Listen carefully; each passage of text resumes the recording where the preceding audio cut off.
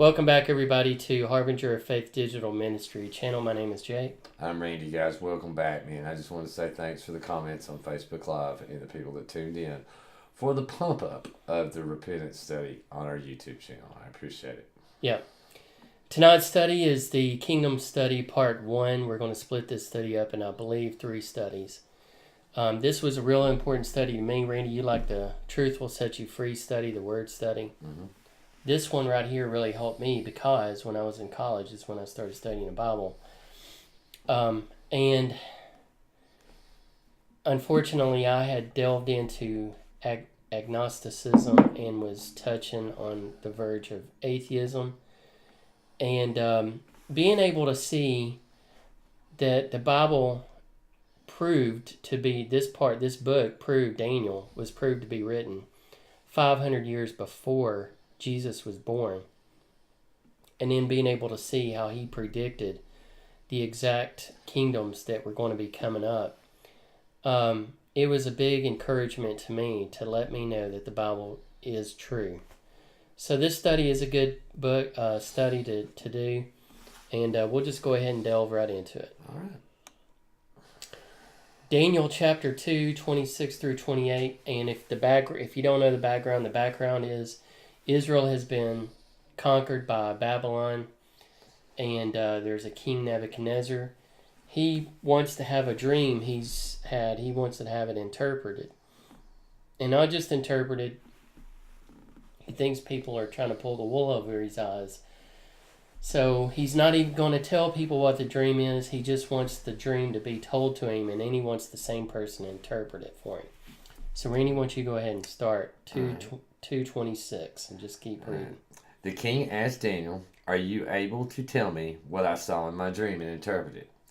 Daniel replied, "No wise man, enchanter, magician, or diviner can explain to the king the mystery he has asked about. But there is a God in heaven who reveals mysteries. He has shown to King Nebuchadnezzar what will happen in the days to come. Your dream and visions that pass through your mind as you were lying in bed are these. As your majesty was lying there, your mind turned to things to come, and the revealer of mysteries showed you what is going to happen. As for me, the mystery has been revealed to me, not because I have greater wisdom than anyone else alive, but so that the majesty may know the interpretation and that you may understand what went through your mind. Your majesty looked, and there before you stood a large statue, an enormous, dazzling statue, awesome in appearance. The head of the statue was made of pure gold, its chest and arms of silver, its belly and thighs of bronze, its legs of iron, and its feet partly of iron and partly baked clay. While you were watching, a rock was cut out, but not by human hands. It struck the statue on its feet of iron and clay and smashed them. Then the iron, the clay, the bronze, the silver, and the gold were all broken into pieces and became like a shaft of the threshing floor in the summer.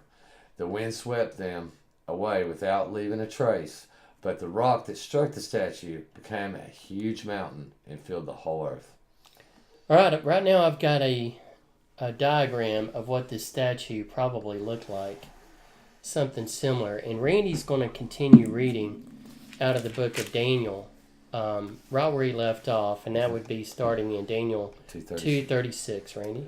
This was the dream, and now we will interpret it to the king. Your majesty, you are the king of kings. The God of heaven has given you dominion and power and mighty and glory. In your hands he has placed all mankind and the beasts of the field and the birds in the sky. Wherever they live, he has made you a ruler over them all. You are the head of gold. After you, another kingdom will arise, inferior to yours. Next, a third kingdom, one of bronze, will rule over the whole earth. Finally, there will be a fourth kingdom, strong as iron, for iron breaks and smashes everything, and as iron breaks into pieces, so it will crush and break all the others.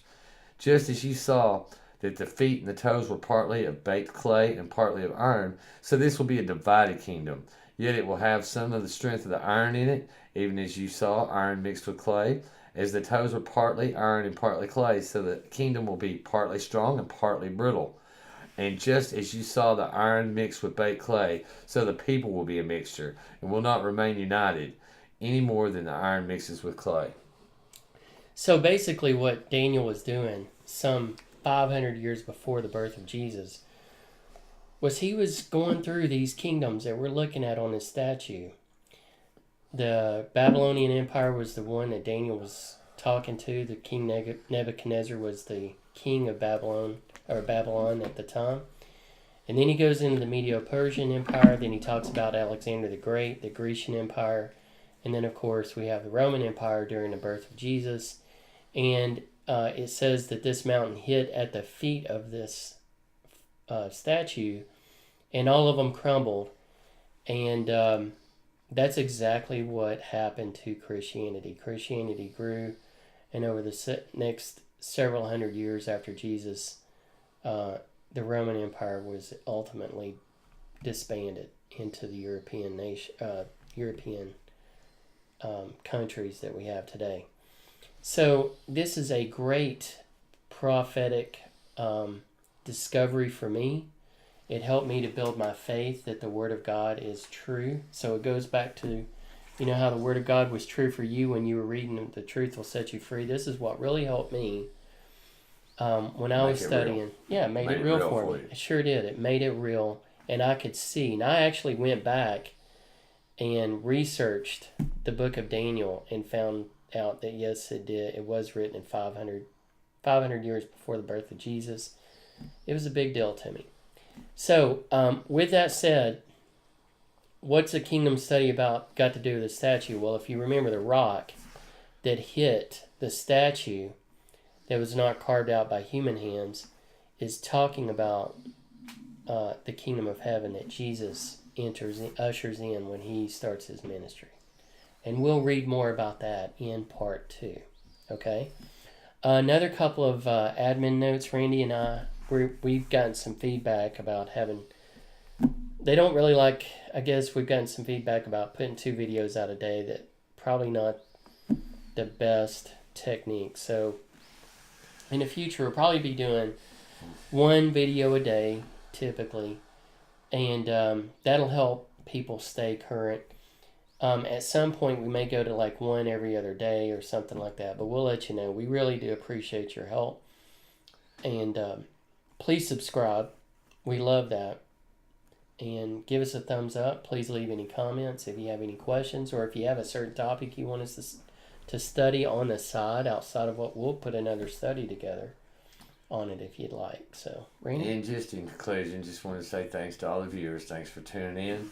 Thank you for a special member we had in our studio today live, which is my youngest son, Jason. Thank you for coming. Thanks, Tay. We'll see you later.